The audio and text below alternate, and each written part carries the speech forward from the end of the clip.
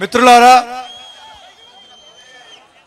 ఈ సభకు ముఖ్య అతిథిగా వచ్చినటువంటి ధర్నా కార్యక్రమానికి వచ్చినటువంటి మన వైఎస్ఆర్ కాంగ్రెస్ పార్టీ అధ్యక్షులు, అదేవిధంగా ప్రతిపక్ష నేత, మన ప్రియతమ నాయకులు శ్రీ జగన్మోహన్ రెడ్డి గారికి, అదేవిధంగా మన కడప జిల్లా నుంచి వచ్చినటువంటి 50 మంది గౌరవ శాసనసభ్యులకు, అదేవిధంగా మన పార్లమెంటు సభ్యులు కడప మరియు రాజంపేట పార్లమెంటు సభ్యుల వారికి, కడప జిల్లా నుంచి నలుమూలలా వచ్చినటువంటి రైతు మిత్రులకు, పెద్దలకు, పార్టీ కార్యకర్తలకు అందరికీ చేతులెత్తి నమస్కరిస్తున్నాను.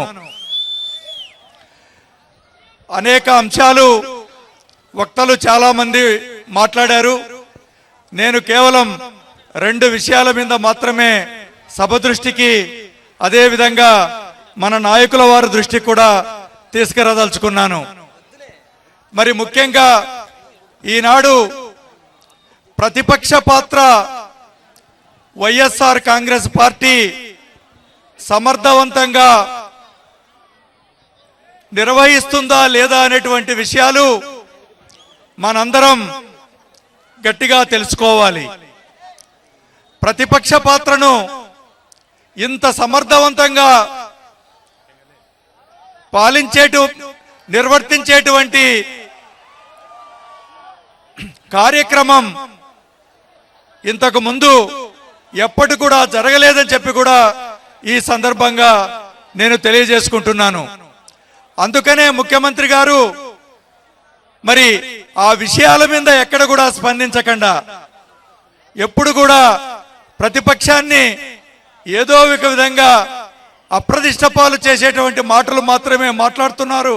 కానీ ఆ విషయాల మీద ఎప్పుడు కూడా స్పందించడం తెలుగుదేశం నాయకులకు కానీ, అదేవిధంగా ముఖ్యమంత్రి గారు కానీ ఏ విధంగా కూడా ఈ రాష్ట్రంలో జరగడం లేదు అని చెప్పి మీకందరికీ సవినయంగా తెలియజేసుకుంటున్నాము. ఆయన ఇచ్చినటువంటి హామీలు కానీ, చంద్రబాబు నాయుడు గారు రాజకీయ ముందు ఇచ్చినటువంటి హామీలు కానీ, ఈ విధంగా ఇప్పుడు ఆయన పరిపాలించినటువంటి విధానం కానీ, పక్షపాతంతో పరిపాలించి కేవలం ఒక రాష్ట్ర ముఖ్యమంత్రిగా కాకుండా ఒక్క తెలుగుదేశం అధినేతగా పరిపాలించేటువంటి విధానం కానీ, ఈనాడు జరుగుతున్నటువంటి అవినీతిని కానీ సుస్పష్టంగా అనేక ఆధారాలతో వైఎస్ఆర్ కాంగ్రెస్ పార్టీ, ముఖ్యంగా మన నాయకులు ఏ విధంగా ప్రతిరోజు కూడా ప్రజల దృష్టికి తీసుకొస్తున్నారో మీకందరికీ తెలిసిందే. అందుకనే ఆయన వాటంటికి సమాధానం చెప్పకుండా మరి సమాధానాలు దాటవేస్తూ ప్రతిపక్షాన్ని తిట్టేటువంటి కార్యక్రమంలోనే ఆయన ఈనాడు ఉన్నారు. ఇంకొక అతి ముఖ్య విషయం, మా బద్వేల్ నియోజకవర్గాన్ని గురించి 1-2 మాటలు నేను చెప్పదలుచుకున్నాను. సార్, బద్వేల్ నియోజకవర్గంలో బ్రహ్మసాగర్ ప్రాజెక్టుకు దివంగత నేత వైఎస్ రాజశేఖర రెడ్డి గారు ఉన్నప్పుడు 2006లో ఆనాడు బ్రహ్మసాగర్కు ఈరోజు ఏ విధంగా శ్రీశైలం డ్యాంలో నీళ్లున్నాయో ఆ లెవెల్ ఉన్నప్పటికీ కూడా ఆనాడు 12 టీఎంసీల నీళ్లను తీసుకురావడానికి రాజశేఖర రెడ్డి గారు చూపించినటువంటి ఆ స్ఫూర్తి బద్వేల్ నియోజకవర్గంలో ఉన్నటువంటి ప్రతి రైతు, మైదుకూరు నియోజకవర్గంలో ముఖ్యంగా బ్రహ్మంగారి మఠంలో ఉండేటువంటి ఆ మండలంలో ఉన్నటువంటి రైతులు ప్రతి ఒక్కరికి గుర్తుంది. ఏ విధంగా నీళ్లు తీసుకొచ్చి రైతులను ఆదుకున్నారు. వారి చలవ వల్లనే వారు చనిపోయేంత వరకు కూడా 2009 వరకు కూడా బ్రహ్మసాగర్ నీటి ద్వారా బద్వేల్ నియోజకవర్గంలో ఉండేటువంటి రైతులందరూ కూడా ఆనాడు పంటలు పండించుకొని ఒక విధంగా ఈనాడు బతకగలుగుతున్నారు అంటే రాజశేఖర రెడ్డి గారి పుణ్యము అని చెప్పి మీకు నేను సవినయంగా మనవి చేస్తున్నానని చెప్పి కూడా ఈ సందర్భంగా తెలియజేసుకుంటున్నాను. సార్, 2014 పోయింది.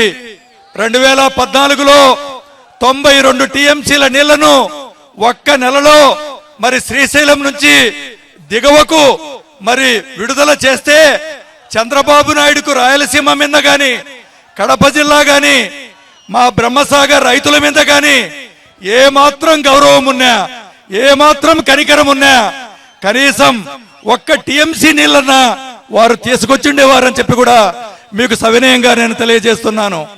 కానీ అలా జరగలేదు. 2014లో శ్రీశైలం డ్యాం పూర్తయినా కూడా ఒక్క టీఎంసీ కూడా బ్రహ్మసాగర్ కు నీళ్లు తీసుకురాలేదని చెప్పి కూడా ఈ సందర్భంగా మీకందరికీ సవినయంగా తెలియజేసుకుంటున్నాను. సార్ 2015లో అయితే మరి అసలు వర్షమే రాలేదు.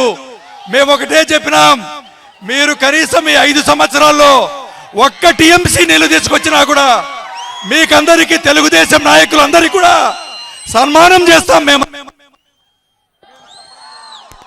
కానీ సార్ మాకు చెప్పేటువంటి మరి అలాంటి నమ్మకం ఏమాత్రం కూడా లేదు. మీరు ముఖ్యమంత్రి అయిన తర్వాతనే మాకు బ్రహ్మసాగర్కి నీళ్లు వస్తాయని చెప్పి కూడా మేము ఎదురు చూస్తున్నాం. మరి ఆ మంచి రోజు వచ్చేంత వరకు కూడా మరి ప్రజలందరూ కూడా అనేక మంది వలసలు వెళ్ళిపోయారు సార్. చాలా మంది బెంగళూరు వెళ్ళారు, మద్రాసు వెళ్ళారు. బద్వేల్ నియోజకవర్గంలో ఎవరు కూడా ఈనాడు పంటలు పండించుకునేటువంటి మరి ఒక్కరు కూడా లేరని చెప్పి కూడా ఈ విధంగా తెలియజేసుకుంటూ, మీరు ముఖ్యమంత్రి అయితేనే మీ నాన్నగారు కడప జిల్లాకు ఎన్ని అభివృద్ధి సంక్షేమ కార్యక్రమాలు చేశారో ఆ కార్యక్రమాలన్నీ కూడా మీ ద్వారా మాత్రమే జరుగుతాయని చెప్పి తెలియజేసుకుంటూ అందరికీ సవినయంగా నమస్కరించుకుంటూ సెలవు తీసుకుంటున్నాను. జై హింద్, జై జగన్.